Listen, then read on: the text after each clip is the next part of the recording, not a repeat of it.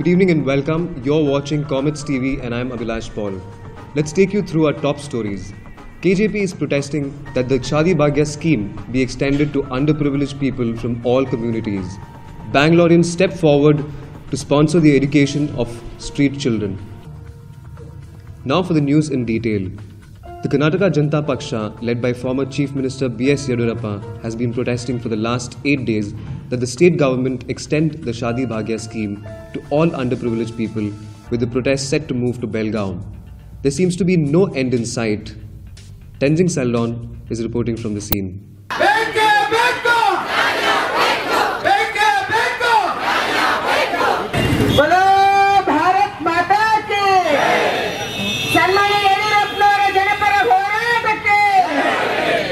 The Karnataka Janata Paksha, led by B.S. Yediyurappa, is camped near Anand Rao Circle on Racecourse Road, demanding that the Shadi Bhagya scheme be extended to the underprivileged from all communities. ಸರ್ವರಿಗೂ ಸಮಪಾಲು ಸರ್ವರಿಗೂ ಸಮಬಾಳು ಸಾಮಾಜಿಕ ನ್ಯಾಯ ಇದರ ಆಧಾರದ ಮೇಲೆ ಆಡಳಿತ ನಡೆಸಿದೆ. ಈಗ ಅಲ್ಪಸಂಖ್ಯಾತರನ್ನ ಪಾರ್ಲಿಮೆಂಟ್ ಚುನಾವಣೆ ಬಂದಿದೆ ಅಂತ ಓಲೈಸುವಂಥ ಈ ಪ್ರಯತ್ನ ಏನಿದೆ ಇದು ನಿಲ್ಲಿಸಿ ಇದನ್ನು ಎಲ್ಲರಿಗೂ ವಿಸ್ತರಣೆ ಮಾಡಬೇಕು ಅನ್ನೋದು ಮೊದಲನೇದು. ಎರಡನೇದು APL ಕಾರ್ಡ್ದಾರರು ಅಂದರೆ BPL ಇನ್ಕಮ್ಗಿಂತ ಒಂದು ಸ್ವಲ್ಪ ಜಾಸ್ತಿ ಇರುವಂಥವ್ರು, ಅವರು ಸುಮಾರು 35-40 ಲಕ್ಷ ಜನಕ್ಕೆ ನಾನು ಮುಖ್ಯಮಂತ್ರಿ ಆಗಿದ್ದಾಗ 10 kg ಅಕ್ಕಿಯನ್ನು ಕೆಜಿಗೆ 10 ರೂಪಾಯಿನಂತೆ, ಗೋಧಿಯನ್ನು ಕೆಜಿಗೆ 8 ರೂಪಾಯಿನಂತೆ ಕೊಡ್ತಾಯಿದ್ದು. ಇವರು ಮುಖ್ಯಮಂತ್ರಿ ಆದ ತಕ್ಷಣ ಸಿದ್ದರಾಮಯ್ಯರು ಅದು ನಿಲ್ಲಿಸಿಬಿಟ್ಟಿದ್ದಾರೆ. ಅದನ್ನು ಮುಂದುವರಿಸಬೇಕು. ಈ ಎರಡಕ್ಕಾಗಿ ನಾವು ಹೋರಾಟ ಮಾಡ್ತಾ ಇದ್ದೇನೆ. ಇದು 7ನೇ ದಿವಸ. Chief Minister Siddaramaiah has also withdrawn the subsidized supply of food grains for above poverty line card holders. The protesters say that this is discrimination between poor and very poor people and they want the subsidy to be reinstated.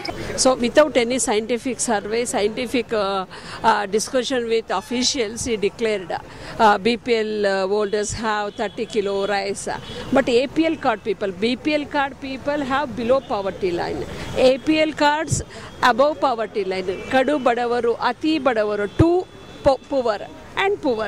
Poor people are APL people. He has withdrawn the supply of rice only for 10 kilos. This is utter discrimination between poor people. Siddaramaiah have anger about the people of Karnataka. He is a Chief Minister of Karnataka. With no definite action or response from the Siddaramaiah government, the protest is set to move to Belgaum and then to the Vidhana Sabha.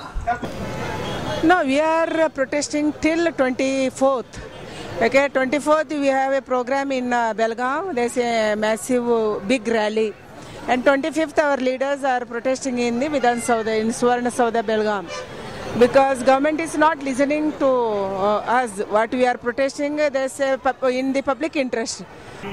But there seems to be no end in sight, with the protest moving to Belgaum on 18 this month. With Monalisa and Metria, this is Tenzin for Comets TV. Let's end this bulletin on a positive note. Humanity is still alive and kicking in Bangalore, where many private organizations are making an effort to educate street children. Ankita Padicharji has the story.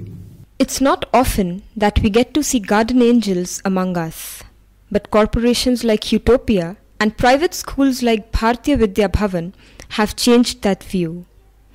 Both these organizations are worlds apart in terms of what they do, but the one thread that links them is their desire to provide education to underprivileged children. One group of these kids who live in the slums of Malleshwaram come from extremely troubled backgrounds. The school was built with the idea that it helps the people belonging to the Srirampuram area.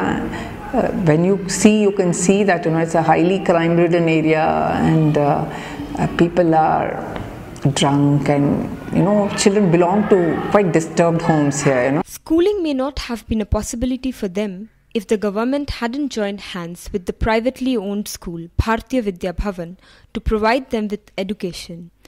The living conditions of these children are miserable. The kids living in Ijipura have it worse. They have been evicted from their homes, and electricity in their houses is a stolen luxury. They have to complete their homework and their studies while there is natural light available or under street lights. School is the only place where they can get away from their problems and lead normal lives for a few hours. These children are no different from the children of affluent families, but A lack of opportunity is what makes them stand out. It's only in a school like Bharatiya Vidya Bhavan where they can find such opportunities. The school is equipped with state-of-the-art teaching facilities, well-qualified teachers, and a syllabus that gives these kids a competitive edge which is at par with any CBSE school. But for the children in Ijipura, this is not the case. While they do go to schools, it is their parents who have to struggle to pay the fees. While multinational company Utopia had decided to step in to sponsor these kids' education, a lack of cooperation from the school authorities prevented them from going forward with their decision. We did make an effort to see that when we got this newspaper, let's support children who are not able to afford for education. So when we saw that there are some children who are sitting, under the pillar post and studying, so we thought let's support. Maybe they are not able to afford even their education. They tried getting information about the principal and some students, but again, I think there was no cooperation from the principal side in terms of saying that we do not want to get involved in this. People may be willing to help and there may be guardian angels, but with school authorities remaining reluctant to help the cause of these underprivileged kids, the path of the generous people remain rocky. Hope is the only constant. With camera persons Abhilash Paul and Payal Shah, I am Ankita Bhattacharjee reporting for Comets TV. This brings us to the end of tonight's bulletin. Stay tuned for Candid on Camera with Sonakshi Nandi coming up after the break.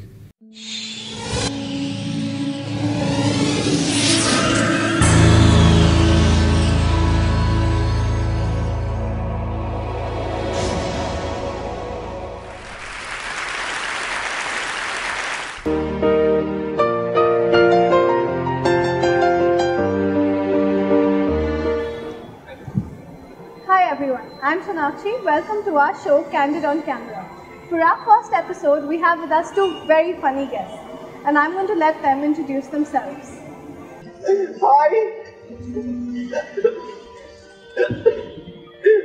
Best of life. Okay, mellow.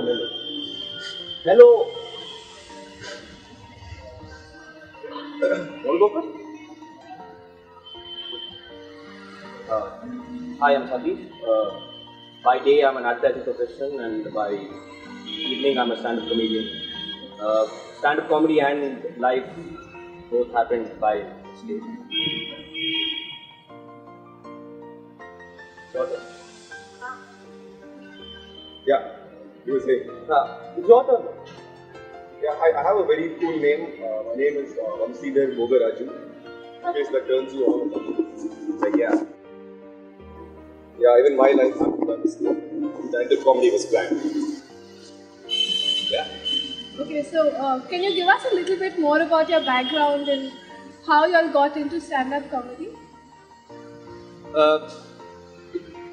Usually when you hang around with friends, and friends usually tell you that you're funny once in a while, and you try to create jokes with them in situations, you try to act goofy, you try to act funny with them.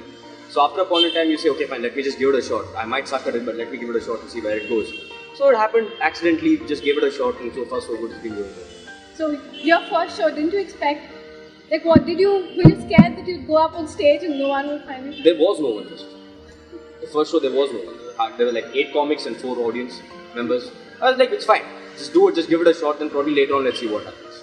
Yeah, unlike Vamsi is a superstar. His crowds are always packed. There are ladies falling all over him. Got tattoos and shit. Nice. Yeah. How did you get into stand-up comedy? Actually, all these actors like Tushar Kapoor and Guru Raj Kumar are inspiration to me. Because, I just thought if they can become actors, anybody can become a stand-up comic. I'm sure they thought they were good looking and hence they're on screen. So similarly, because for me, I think I got a good platform through Punchline Bangalore. The show. So my first show had like about 300 people there, and luckily everyone was laughing. So that was the start for me. Can you give me a little bit of your background and what you do normally when you're not doing stand-up? Okay, when I'm not doing stand-up comedy, I play 2 roles. During the night, I try and save the world. I'm a superhero. I go by the name of Wonder Woman. And otherwise, I'm actually a marketing professional. such a fancy thing to say. I'm a marketing professional. I'm so professional about it. Yeah, but I work as a senior marketing manager for a retail firm. And how long have you been doing stand-up comedy for? Well, it's been around 3.5 to 4 months for me. About 6 to 8 months. And okay, But we're good, huh? Don't go by the time frame. Yeah, he's good. I think something everyone wonders is where do you all get your jokes from? Where do you all get the inspiration from? How do you all come up with it? Usually what happens is daily surroundings, observations that you see. But the best times that we actually come up with jokes is when you have a cup of whiskey. I didn't say just cup of whiskey, and we have a glass of whiskey in a bar or in a pub. So we usually think of random people and random stuff that's there around us, and we crack up something, and from there just starts building on. And you get inspiration from anything. Right now you can get inspiration from the cactus as well. Anything is around which you can get inspiration from. Yeah, he's lying actually. He can't get inspiration from the cactus. He's out of focus.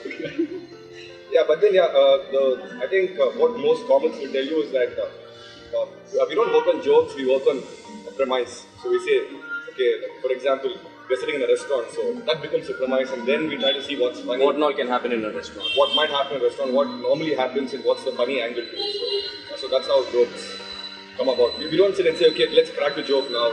That's not how jokes are written. Okay, and how much of it is improv, or do you all have a set of jokes that you'll use for every show? We have a set that we prepare, so we usually use that set. But most of the times what happens is when you're actually preparing for this set and you go and perform this set, a lot of things when you're performing on stage are very spontaneous. You need to think of stuff like that. If there's a rebut from the crowd, you need to think of something spontaneous and funny. So spontaneous, and that spontaneity later on becomes a part of your set. So you probably can use it in your set as well.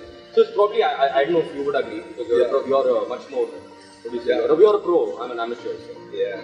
So what actually happens is we have a lot of open mics in Bangalore. Thanks to the seniors who actually set a base for us. So at open mics we do a lot of, we try a lot of new material. And typically in open mics, there are these people in the audience who think they're funnier than you. So they have a lot of rebuts and lots of heckling that happens.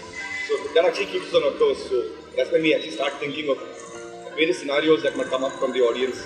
Do you all repeat these sets at various shows? And what if you all have an audience that does come to almost every show of yours or a couple of shows in a row?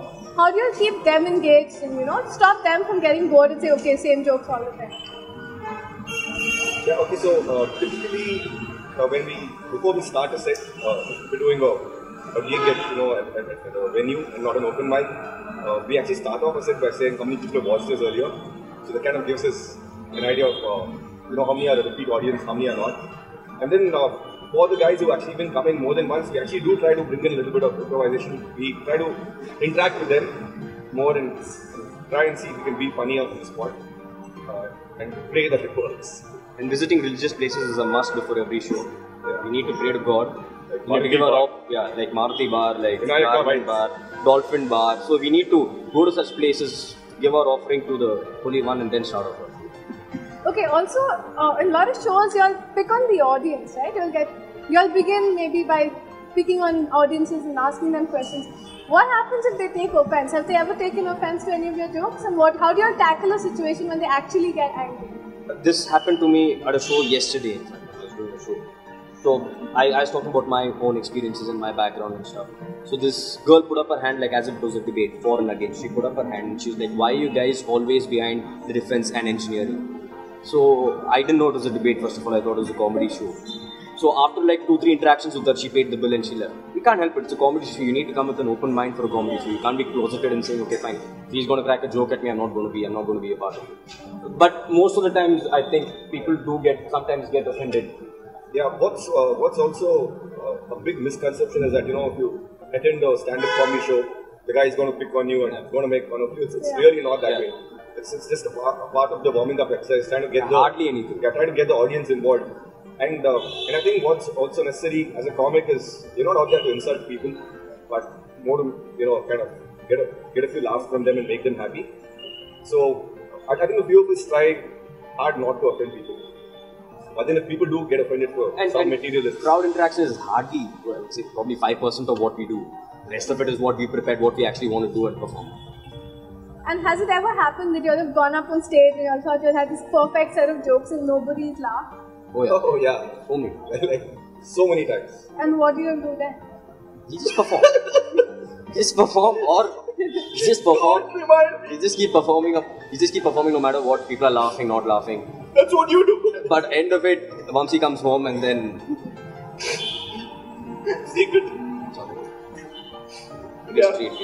And if you all had, and this is something a lot of us have wondered, if you all have had a really bad day and you're like just not in a good mood at all, and you'll have a show later in the evening, how easy is it or how difficult is it to get up on stage and be funny and make people laugh? Because obviously, if you all are grumpy, I'm sure you all can't make other people laugh. Probably the only motivation for us when we have a bad day is that, end of the day we're going to go on stage and do art stuff that we really like. We wouldn't be doing stand-up comedy if we didn't want to be in it. And it's nice to, kind of get a few laughs from the audience and, kind of let your head on stage. So yeah, typically that's what we do. So I can't let my head down. How can you? Let your head down. Okay, and stand-up comedy and choosing this as a career, like how often have you all chosen it as a career? Do you all plan to take it further? as of now, we cannot take it as a career. We just started and it's just been a few months. So how did your parents react when you told them that you all wanted to do stand-up? So quite simple with my parents. I was a naughty kid and they would always say, "You'll grow up and become a joker." Joker. Like, that's what's happening. So yeah. I guess their dreams are coming true that way. Like, whatever they predicted is coming true. I hope they're proud. So my parents are absolutely not. My mom is proud of me, but my dad, defense background and stuff. So dad was like, if you don't do engineering, you don't do anything. It's as simple as that. So I'm doing advertising and comedy now. So it's like a clash of titans at home. So sometimes I don't get dinner at home. That's why I've come here to actually talk to you so that I get some free. Yeah, later. And awesome. Have you ever called your parents to your shows? Have they ever watched any of your shows? Half of in fact, 80% of my set is about my dad. So I would love to actually want him to come there. Then I'll get to know my actual feelings about him. But unfortunately, he's not been able to make it because I don't know. But yeah, my mom wants to come and probably she will come sometime. Moms are always there. Yeah. I don't know about your mom. Yeah, okay.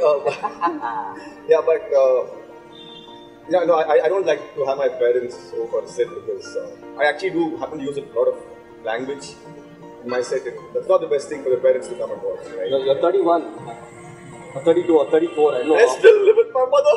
I don't know how old you are, but still, foul language, that's what they're worried about. And tattoos are fine. I'm also not married. And you're sleeping on the streets, fine. But foul language is the most. Okay. Okay, also stand-up comedy is now, it's an emerging medium of entertainment. And like I told you earlier, it's becoming more popular than theatre, as in it's attracting more of it's attracting the younger crowd much more than plays would. You know, you immediately, if you tell someone, let's go for a play, they probably say no. But if you say stand-up comedy show, a lot of people would be game. So, what is your opinion on how it's an emerging medium, and what do you think the future of it is?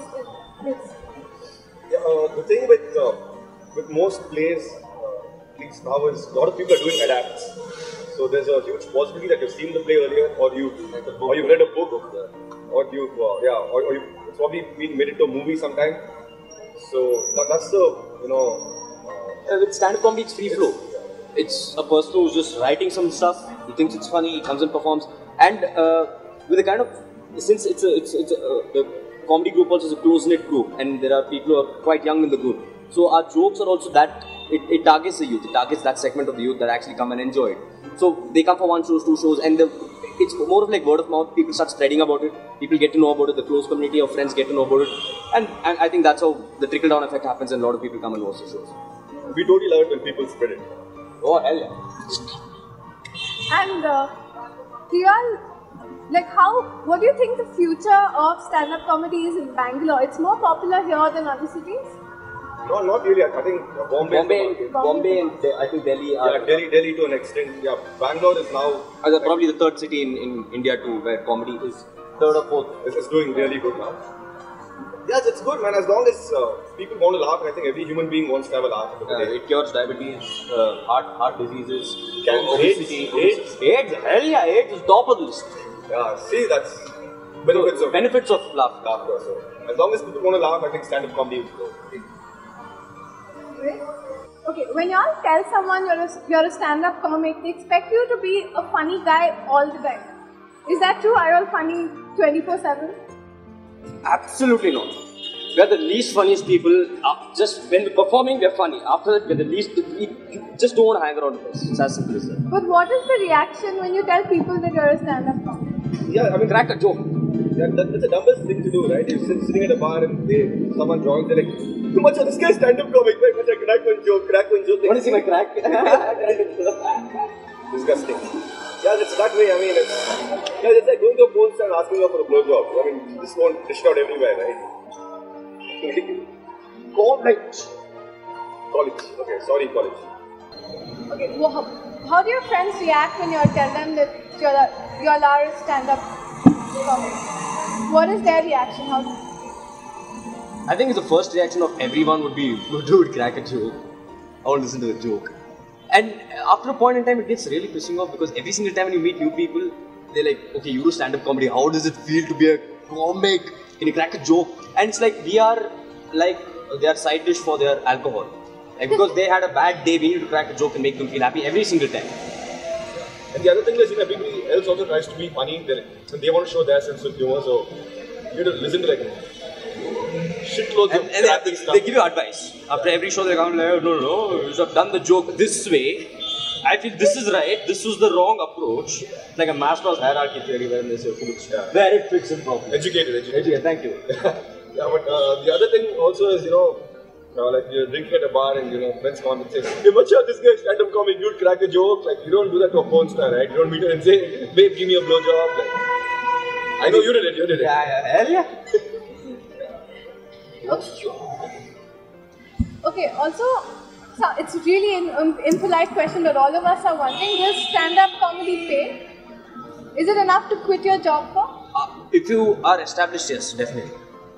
Because you get paid probably, if you're a reputed comic in the local segment, probably you'd get paid around 25 to 30 grand for a show, for a corporate show. Yeah. Half an hour to 45-minute slot, you would get paid around. If you are doing corporate gigs and you have, say, 45 minutes of material, then you can earn an excess of 15K definitely. We get paid crazy amounts. Like this interview, come on, I quit my job. As you have blank check, I'm like, please, write the amount. And we got momos as well. Yeah, momos, awesome. Okay, and how do you, if I want to be a stand-up comic, how do you enter the market? Like, how easy or difficult is it for someone to just enter? How do you start? 9986336357, that's my number. Yeah, see, everybody has a funny bone, right? Every kid every kid laughs, right? Without really understanding the concept of humor, because human beings like to laugh. So everybody has a comic in them. Just have the guts and the gumption to come on stage and not be afraid of bombing. So. And we bombed quite a few times. I think every established comic has bombed at least more than 100 times. Thank you so much for coming on our show and for answering all my questions so patiently. My number is 99451123. That's all we have for this show of Candid on Camera. We'll be back next week with more. Thank you for watching. Good night. We fade away. We'll go back. Zoom out.